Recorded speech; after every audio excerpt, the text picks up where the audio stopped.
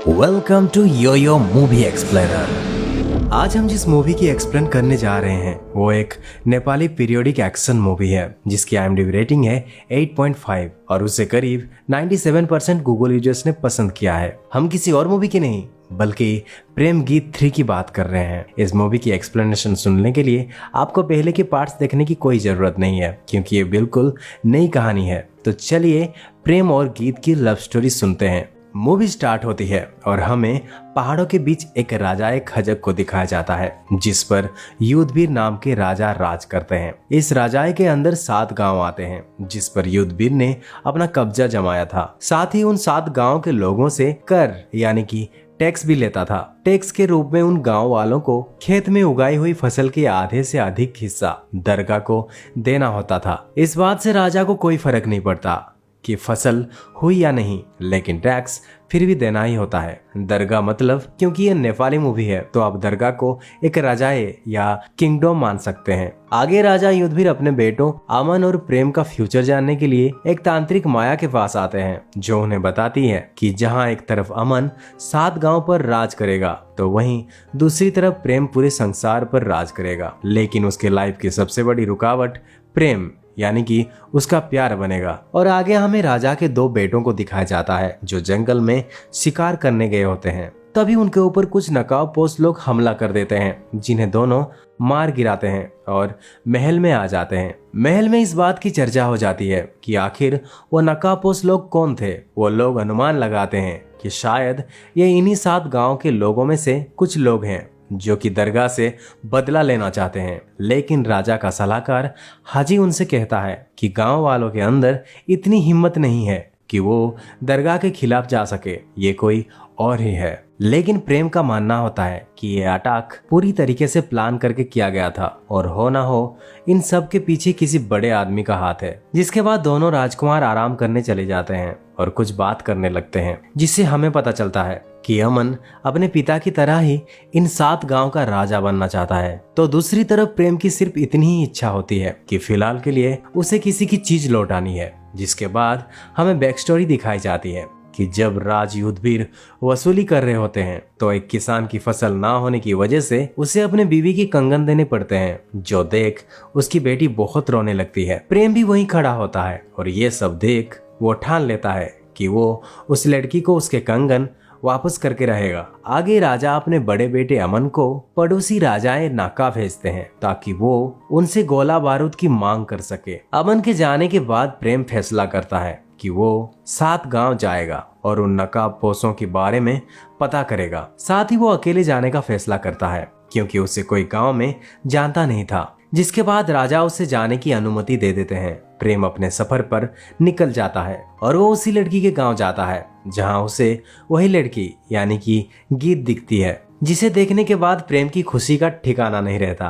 अभी कुछ देर पहले ये गीत ही होती है जिसने प्रेम की घोड़े को पट्टी बांधी होती है, लेकिन चेहरा ना देख पाने की वजह से प्रेम उसे पहचान नहीं पाता है। वो गीत का पीछा करते करते उसके घर तक पहुंच जाता है और उसके घर के बाहर ही अपना डेरा डाल देता है। तभी एक आदमी प्रेम के सामने ही चोरी करने आता है, लेकिन प्रेम उसे देख लेता है और खाने को सेब देता है। जिसके बाद वो आदमी चला जाता है। वहीं हमें एक शख्स को दिखाया जाता है जो कि प्रेम के ऊपर लगातार नजर बनाए हुए था। प्रेम गीत के घर के बाहर ही खाना बनाने लगता है और देख के ऐसे ही लगता है कि उसे चूल्हा तक जलाने नहीं आता है। गीत अपने भाई और बहन के साथ घर के खिड़की से प्रेम को देखती है और आखिर में उस पर तरस खाकर उसे अपने घर में सोने की जगह दे देती है, साथ ही खाना भी। गीत का भाई प्रेम को बताता है कि गीत की बात पूरा गांव मानता है क्योंकि वो इस गांव की बेटी है। असल में गीत के पिता इस गांव के प्रमुख थे और उनके जाने के बाद गीत ही पूरा गांव का ध्यान रखती है। जिसके बाद हमें बैक स्टोरी दिखाया जाता है जहां प्रेम एक पत्थर पर अपना नाम लिखता है और गीत के पूछने पर वो बताता है कि जो लोग पत्थर पर अपना नाम लिखते हैं वो अमर हो जाते हैं। जिस पर गीत उसे बताती है कि हमें लोगों के दिलों पर अपना नाम लिखना चाहिए, ना कि पत्थर पर। और वहां पर प्रेम के पूछने पर गीत अपना नाम उसे बताती है। अब मूवी प्रेजेंट में आ जाती है और सुबह गीत देखती है कि प्रेम के घोड़े के पास उसके माँ के दोनों कंगन पड़े हुए हैं, जिसे देख वो बहुत भावुक हो जाती है। और प्रेम को ढूंढने लगती है। तभी प्रेम अपने घोड़े को लेकर वहां से चला जाता है और गीत उसका पीछा करने लगती है। प्रेम उसी पत्थर के पास आके रुकता है और बैठ जाता है। गीत उसे पूछती है कि यह कंगन उसे कहां से मिले। तब प्रेम अपनी असलियत उसे बताता है कि वो उसके बचपन का दोस्त प्रेम है और तब से ये कंगन उसको देने के लिए लेकर घूम रहा है। जब से वो कंगन दरगाह को देकर आई थी, उन कंगन को देखकर गीत बहुत खुश हो जाती है क्योंकि वो कंगन गीत को उसकी माँ ने दिया था। जिसके बाद दोनों गांव की तरफ निकल जाते हैं। रास्ते में दोनों कुछ सामान लेकर प्रताप काका के वहां जाते हैं, जो कि शायद उस गांव के वैद्य होते हैं।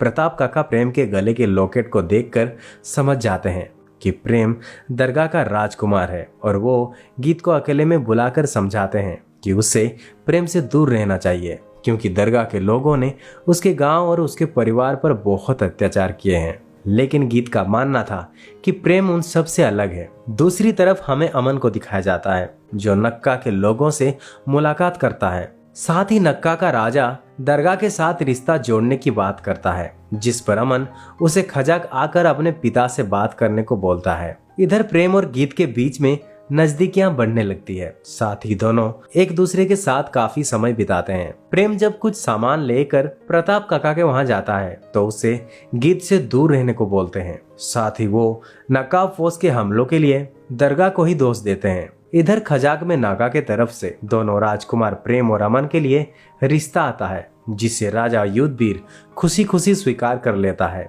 जिसके बाद हमें हाजी को दिखाया जाता है, जो कुछ लोगों को गांव वालों पर हमला करने को बोलता है, साथ ही प्रेम पर भी। इधर गीत के गांव में लोग उत्सव के लिए तैयारी करने लगते हैं। गीत और प्रेम भी साथ में उत्सव मनाते हैं, लेकिन तभी उन पर नकाबपोशों का हमला हो जाता है, जिसमें प्रेम बहुत ही बहादुरी से लड़ता है। साथ ही उसका साथ अंगद भी देता है, जो कोई और नहीं उसका दोस्त होता है। साथ ही ये वही शख्स होता है जिसने शुरू से प्रेम पर नजर रखी होती है। आखिर में प्रेम और अंगद मिलकर उन सब नकाबपोशों को मार गिराते हैं, लेकिन गीत को पता चल जाता है कि प्रेम इन लोगों को मारने के लिए ही यहाँ आया है, जो जानकर वो प्रेम पर बहुत गुस्सा करती है। साथ ही उसे गांव छोड़कर चले जाने को बोलती है। प्रेम गांव के लोगों को बताता है कि ये नकाबपोश दरगाह के लोग नहीं हैं और वो इस गांव की मरते दम तक हिफाजत करेगा। जो सुनने के बाद गांव के सभी लोग प्रेम का सम्मान में झुक जाते हैं। जिसके बाद प्रेम वहां से खजक के लिए निकल जाता है, लेकिन अंगद उन गांव के लोगों के हिफाजत के लिए वहीं रुक जाता है। महल आकर प्रेम अपने पिता को उस हमले के बारे में बताता है और वो समझ जाते हैं कोई महल का ही आदमी उन नकाबपोशों से मिला हुआ है और वो कोई और नहीं बल्कि हाजी ही है। जिसके बाद अमन हाजी को मारने के लिए निकल पड़ता है, लेकिन इस बात का पता हाजी को लग जाता है और वो अपने बेटे से ही खुद को मारने को बोलता है, ताकि वो अमन का भरोसा जीत पाए और दरगाह को हमेशा के लिए खत्म कर दे। और जब अमन आता है तो हाजी का बेटा हाजी को मारकर दरगाह के प्रति अपनी वफादारी निभाता है। जिसके बाद राजा युद्धवीर अपने दोनों बेटों को नक्का जाने को बोलते हैं, ताकि वहां से आने के बाद दोनों की शादी करवाई जाए। साथ ही वो ये भी बताते हैं कि उसके बाद ही वो अपनी उत्तराधिकारी भी चुनेंगे। जिसके बाद दोनों राजकुमार नक्का के लिए निकल जाते हैं, लेकिन बीच रास्ते में ही प्रेम गीत के गांव चला जाता है और अमन नक्का की तरफ चला जाता है। अमन के साथ हाजी का बेटा ओशो भी होता है। प्रेम गीत के गांव पहुंचने के बाद उससे मनाने की बहुत कोशिश करता है, लेकिन वो नहीं मानती है। इधर गांव के लोग प्रेम के आ जाने की वजह से बहुत खुश होते हैं, लेकिन गीत उनसे कहती है कि अगर उसे यहाँ से जल्दी नहीं भेजा तो गांव के लिए मुसीबतें और बढ़ जाएंगी। दूसरी तरफ ओशो अमन के दिमाग में प्रेम के खिलाफ नफरत भरने लगता है। रात को प्रताप काका प्रेम को समझाते हैं कि गीत इतनी आसानी से नहीं मानेगी। सुबह एक बार फिर से गांव पर हमला हो जाता है, जिन्हें बड़ी ही आसानी से प्रेम मौत के घाट उतार देता है। ये सब देख गीत बहुत भावुक हो जाती है। साथ ही प्रेम के हिफाजत के लिए उसे यहाँ से जाने को बोलती है, लेकिन प्रेम उसके और गाँव वालों के पास रहकर उन्हें दरगाह और नकाबपोशों के जुल्म से बचाना चाहता था। दोनों के बीच फिर से नजदीकियां बढ़ने लगती है, लेकिन इस बात की खबर राजा युद्धवीर को लग जाती है। जिसके बाद वो प्रेम से मिलने सीधे गीत के गांव पहुंच जाते हैं। राजमहल आने के बाद युद्धवीर प्रेम पर बहुत गुस्सा करता है, साथ ही उसे खजाक से बाहर कदम रखने को मना करता है। जिसके बाद प्रेम गीत के दिए हुए कंगन कंगन जो गीत ने उसे गांव छोड़ने के पहले दिए थे उसको देखकर गीत को याद करता है। साथ ही गीत भी उसे याद करती है। इधर ओशो अमन को बताता है कि राजमहल में ये बात फैली हुई है कि खजक का अगला उत्तराधिकारी प्रेम बनने जा रहा है, ना कि अमन। ओशो उद्भिर को भी प्रेम के खिलाफ भड़काता है और उससे नकाबपोशों की आड़ में गीत को मारने का सुझाव देता है। वहीं दूसरी तरफ वो प्रेम को भी युद्धवीर के खिलाफ ये कहकर भड़काता है कि युद्धवीर ने गीत को मारने के लिए सैनिक भेजे हैं। प्रेम राज दरबार में जाके अपने सारे पदों का त्याग करके गीत के गांव चला जाता है। वहां जाने के बाद दोनों शादी करने की सोचते हैं। इधर प्रेम के ऐसा करने की वजह से युद्धवीर की तबीयत खराब हो जाती है और वो बिस्तर पर पड़ जाते हैं। साथ ही अब वसूली का काम भी अमन को दे दिया जाता है, लेकिन तांत्रिक माया को खजक में उन्हें होने के बारे में पता चल जाता है, जिसके बाद वो तुरंत राजा युद्धवीर से मिलने निकल जाती है। इधर जब अमन वसूली करने जाता है, प्रेम आकर गांव वालों को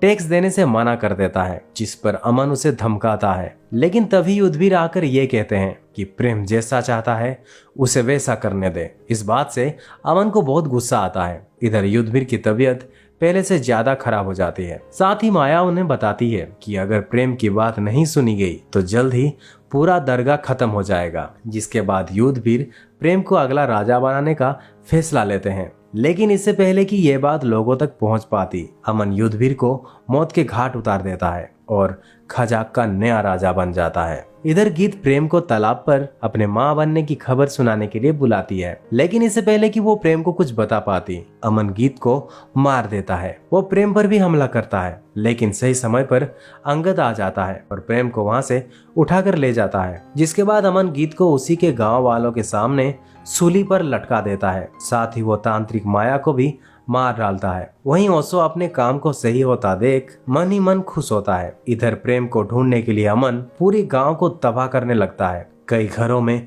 वो आग लगा देता है, साथ ही गांव के बच्चों को सूली पर लटका देता है। इधर प्रेम ठीक होने के बाद गांव के लोगों को दरगाह के सैनिकों से बचाता है। वहीं प्रताप काका उसे बताते हैं कि गीत उसके बच्चे की मां बनने वाली थी। ये सब जानने के बाद प्रेम खजाक की तरफ निकल जाता है ताकि वो अमन को मारकर गीत का बदला ले सके। खजाक में आने के बाद प्रेम बड़ी ही बहादुरी से सैनिकों से लड़ता है और अंत में अमन तक पहुंच ही जाता है। प्रेम और अमन के बीच बहुत ही जोरदार लड़ाई होती है और अंत में उसके दोनों हाथों को काट डालता है। साथ ही उसे अधमरा हालत में छोड़कर चला जाता है। प्रेम के जाने के बाद वहाँ ओशो आता है और उसके सारे गलत कामों के बारे में बताता है। साथ ही वो ये भी बताता है कि वो खजाक का नहीं बल्कि डोमारी का वफादार है। और तभी हमें डोमारी के राजकुमार को दिखाया जाता है जो खजक का राजा बन जाता है। साथ ही वो और ओशो मिलकर अमन को मौत के घाट उतार देते हैं। असल में राजा युद्धवीर ने खजक को डोमारी वालों को हराकर जीता था, जिसका बदला हाजी और ओशो ने पूरे दरगाह को तबाह करके लिया। आखिर में प्रेम गीत को हाथ में उठाए हुए पहाड़ों की तरफ निकल जाता है और मूवी के आखिर में हमें दिखाया जाता है कि गीत अभी जिंदा है। और इसी मास्टरी के साथ मूवी एंड हो जाती है। मूवी जिस मोड पर एंड हुई है, ऐसा कहा जा सकता है कि प्रेम गीत 3 का शायद दूसरा पार्ट आए। मूवी की एक्सप्लेनेशन आपको कैसी लगी हमें जरूर बताएं। अगर चैनल पर नए हैं तो सब्सक्राइब करें। मिलते हैं नेक्स्ट वीडियो में, तब तक के लिए धन्यवाद।